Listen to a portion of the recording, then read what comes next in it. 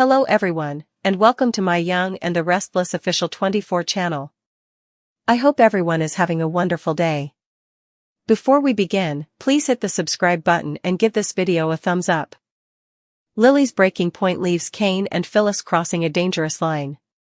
Lily's patience finally runs out as Kane and Phyllis's connection crosses the line, and nothing in Genoa City will be the same. Kane's inability to let go of the past collided with Phyllis's calculated charm, leading to a moment that destroyed what little trust remained with Lily. One kiss, witnessed at the worst possible time, became the spark that could reshape every emotional and professional alliance around them. Kane and Phyllis met at society, where playful barbs gave way to dangerous honesty. Phyllis pushed him to face the truth, that his obsession with proving himself to Lily had become self-destructive. Phyllis saw the love as a cage, which he justified as loyalty. Beneath the sparring, their attraction simmered until it finally broke the surface. In one impulsive moment, Phyllis kissed him, and Kane didn't pull away. But what began as an escape ended in humiliation when Lily walked in and saw everything. Kane scrambled to claim it meant nothing, that Phyllis was manipulating him. Lily didn't buy it. What she saw wasn't temptation, it was confirmation that the man she once loved was still stuck in the same self-inflicted cycle of pain and pride. For Lily, the kiss marked the final collapse of patience. She's forgiven Kane before, but this moment felt different. She's no longer angry, she's simply done. In that clarity, Lily's emotional detachment became her strength. Not only was it a loss for Kane to watch her leave, but it was also the first real result of his refusal to evolve. For Phyllis, however, it was a victory cloaked in chaos. She's always thrived at the intersection of power and vulnerability, and she sees something in Kane that mirrors her own ambition. His pain doesn't repel her, it intrigues her. If Lily represented redemption, Phyllis represents reinvention. By the end of the episode, Kane sought Phyllis out again.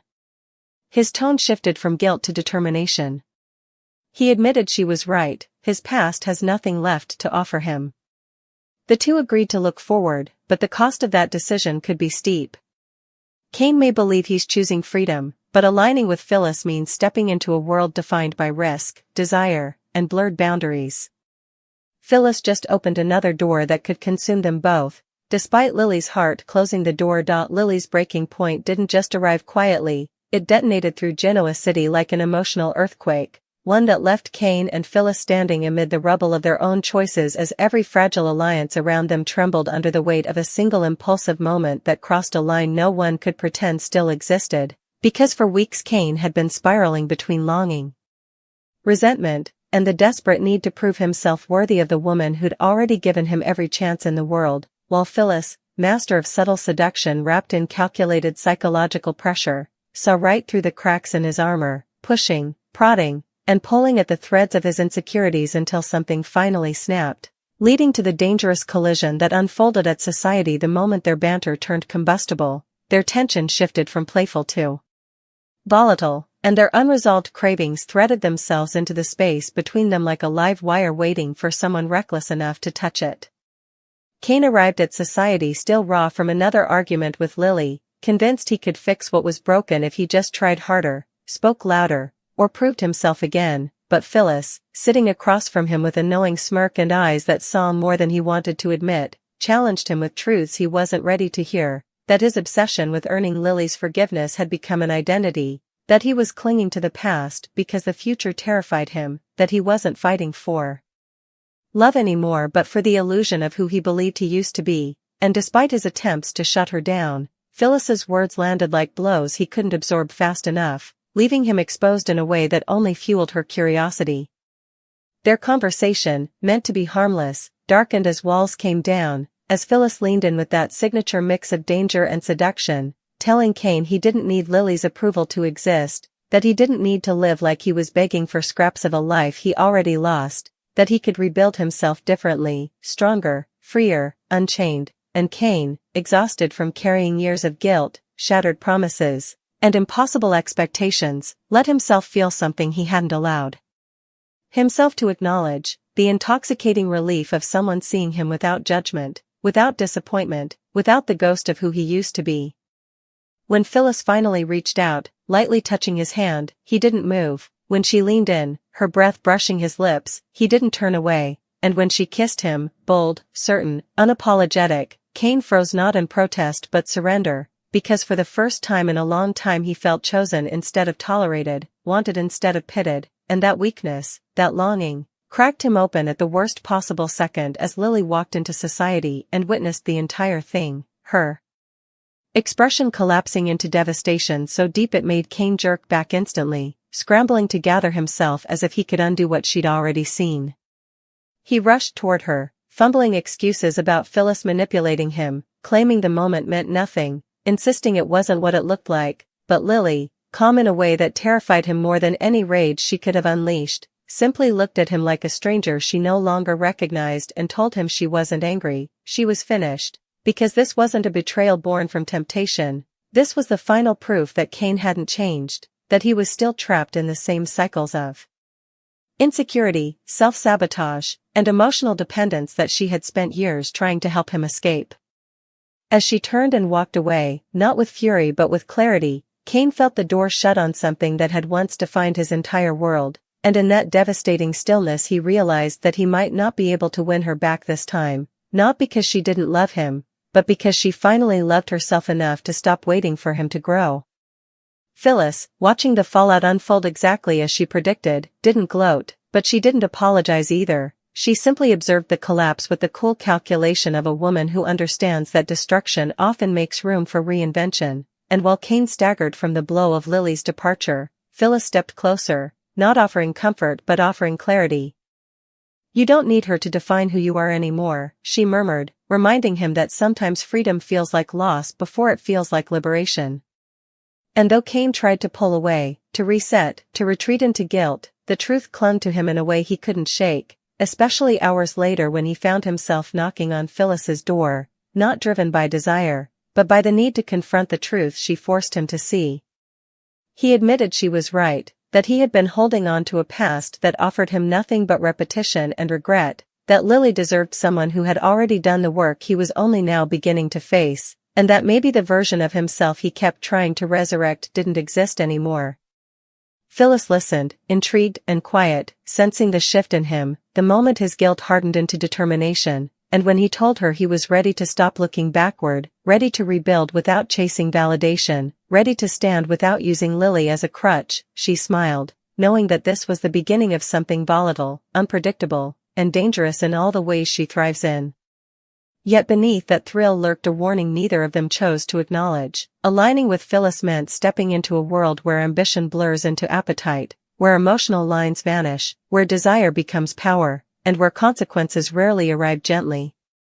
Cain may believe he is choosing freedom, reclaiming control, and reinventing his life, but what he doesn't yet understand is that Phyllis doesn't simply open doors, she tests the people who walk through them, pushes them, reshapes them, challenges them until they either rise to meet her intensity or crumble beneath the pressure, and Cain, raw and unsteady, may not be fully prepared for the fire he's stepping into.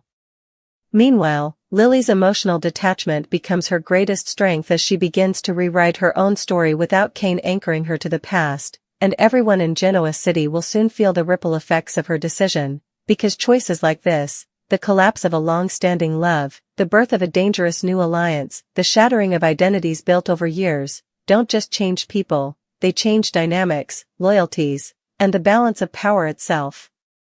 And as the night closes on a day that reshaped 3 lives, Cain stands at the threshold of a future illuminated not by redemption but by reinvention, pulled toward Phyllis's relentless spark even as shadows gather around them, ready to consume anyone who mistakes passion for safety, desire for direction, or breaking free for breaking good, leaving Genoa City bracing for the fallout of a line crossed that can never be uncrossed. The aftermath of the kiss continued to unravel in waves that no one in Genoa City could quite contain, because once a boundary snaps, once a truth is exposed in its rawest, ugliest form, it becomes impossible to return things to the way they were, and that's exactly what Cain learned as the night stretched into morning, as he replayed Lily's expression in an endless loop, each frame cutting deeper into him than the last, reminding him that some losses don't scream, they settle, they sink, they suffocate, And even though Phyllis had offered him honesty, clarity, and the kind of unapologetic realism Lily never wielded against him, Kane still felt the weight of the damage he caused, a damage that would echo in every relationship orbiting the three of them.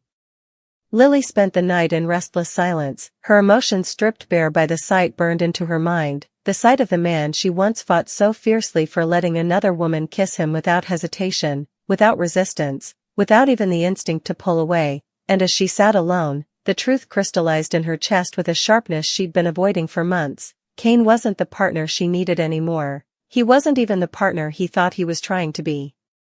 She had grown, evolved, rebuilt her self-worth, but Kane, he was still wrestling ghosts she could no longer exorcise for him.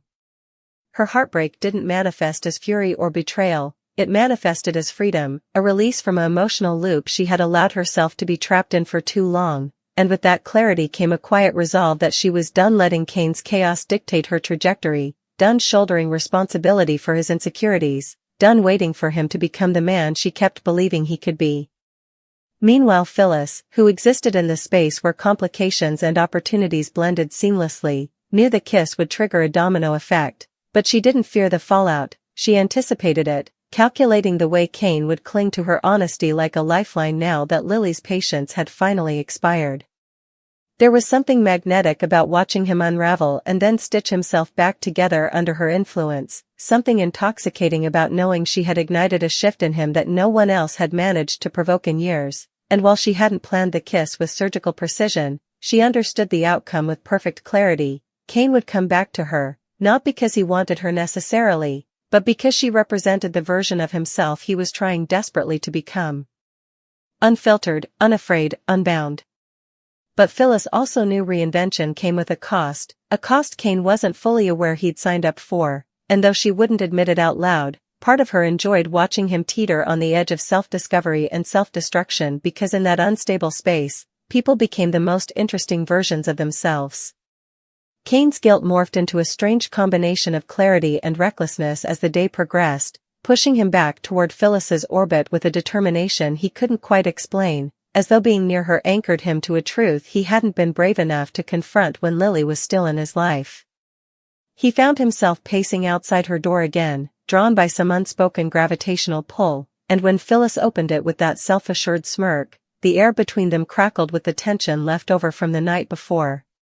Kane confessed that Lily had walked away without hesitation, that she didn't fight, didn't cry, didn't ask him to explain, she simply closed the chapter. And that hurt more than any screaming match ever could, because it meant she had already let go long before she witnessed the kiss. He didn't know what to do with that kind of finality. Phyllis, leaning casually against her doorframe, eyes sharp with understanding, told him the truth he needed to hear, not the gentle kind Lily might have softened, but the brutal kind that carved through delusion. You weren't losing her last night. She was already gone. You just saw it for the first time. And Kane, stunned by the accuracy of her words, felt something inside him shift in a way he couldn't reverse. He stepped further into Phyllis's condo, not as a man seeking comfort, but as a man choosing a new path, one built on uncomfortable truths instead of placating illusions. Phyllis challenged him again, pushing him to confront why he had been clinging so desperately to Lily, whether he loved her or simply loved the idea of proving himself to her, and Kane, after years of burying the answer beneath guilt and routine, finally admitted out loud that maybe he didn't know anymore.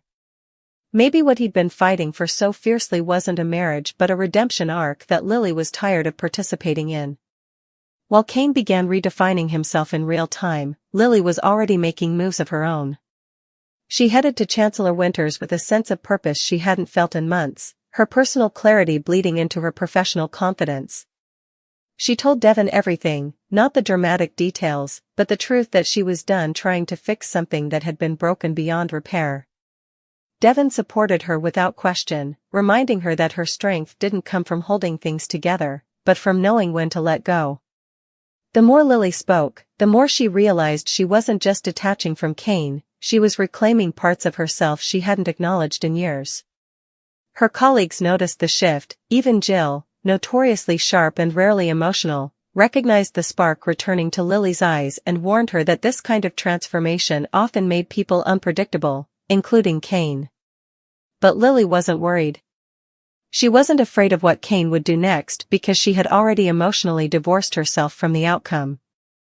For the first time, she wasn't positioning herself as Cain's anchor. She was simply allowing herself to exist without him. As hours passed and the tension around the trio intensified, Genoa City began whispering about the kiss, because secrets don't stay buried long in a town built on tension, betrayal, and dramatic collapses. Word spread quickly that Lily left society shaken, that Cain was seen with Phyllis afterward, that the two looked far too comfortable with each other for the kiss to be dismissed as a meaningless misstep. Abby heard, Sharon heard, even Billy heard, and reactions varied from concern to shock to mild amusement. Phyllis was no stranger to chaos, but Cain stepping in as her new emotional counterpart? That was a pairing no one saw coming, and that unpredictability made the situation even more electric. Billy, in particular, watched the unfolding drama with wary interest, aware that Phyllis aligning with Cain could create a dangerous ripple effect across both business and personal dynamics. He knew Phyllis didn't attach herself to people accidentally, she attached herself with expectation, with strategy, with intent. And if Cain was becoming part of her world, whether he realized it or not, he was stepping into a field of landmines disguised as reinvention. Back at Phyllis's condo, Cain found himself sitting across from her at her dining table, where conversations shifted from emotional dissection to dangerous possibility. He asked her what she wanted from him, why she had pushed him that night, why she kissed him if she knew the damage it would cause. Phyllis didn't flinch. She told him she kissed him because she saw something real, a moment of raw vulnerability he never let anyone else witness, a moment where his facade cracked enough for truth to escape. She told him she kissed him because she wanted him to stop hiding behind the version of himself he thought Lily needed. And Cain, hearing that truth spoken aloud, felt something ignite, not romantic desire necessarily, but the thrill of being understood without having to perform, without having to apologize for who he was beneath the guilt. Phyllis told him reinvention wasn't about becoming someone new, it was about stripping away the parts of himself that didn't belong to him in the first place. And Cain felt that. Deeply. Enough that when Phyllis asked him what came next, he didn't hesitate. He told her he didn't want to go back to Lily. Not because he didn't love her, he always would, but because he finally realized that loving her wasn't the same as belonging with her. And those two truths, painfully intertwined for years, finally separated in his mind.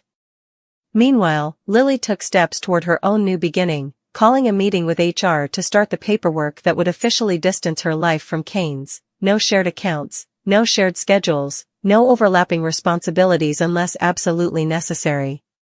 The staff, loyal and protective of her, offered support in quiet but meaningful ways, reinforcing the truth she was still absorbing: she wasn't alone. She hadn't failed. She had simply reached the end of a story she had been rewriting for far too long. And that realization brought her a peace she didn't expect.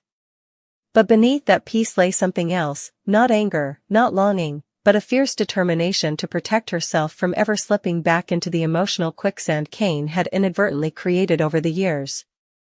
She could care about him without carrying him. She could release him without resenting him. She could move on.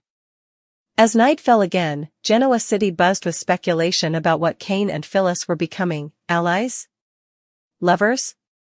Co-conspirators in reinvention? Or something far more combustible? And while Cain didn't have the answer yet, he felt the shift, felt the pull toward a version of himself he had never fully explored.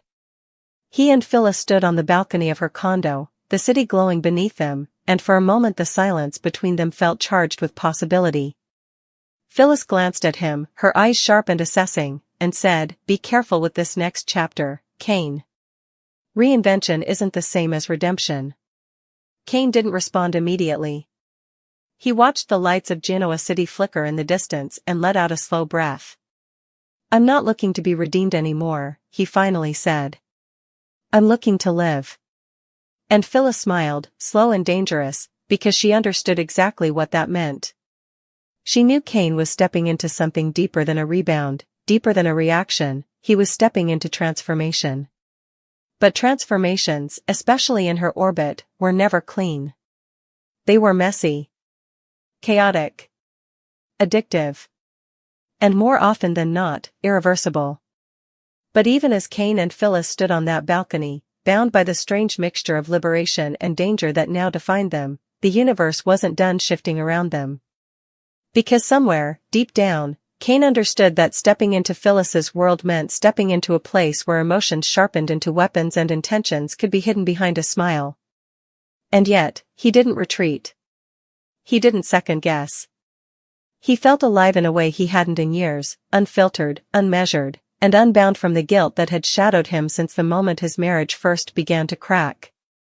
Phyllis sensed the energy radiating off him, that spark of transformation she'd coaxed out of him, and her grin widened just slightly, amusement and intrigue blending into something almost predatory. "Just remember," she murmured, her voice low enough to feel rather than hear, "every choice opens a door, but not all of them lead where you expect." Cain absorbed the words, but he didn't waver. He was done shrinking. He was done apologizing for wanting something different. And as the lights of Genoa city glimmered below them, two parallel journeys began, Lily stepping into peace, Cain stepping into fire, each one certain to collide again when the dust settles and the consequences of tonight finally come due.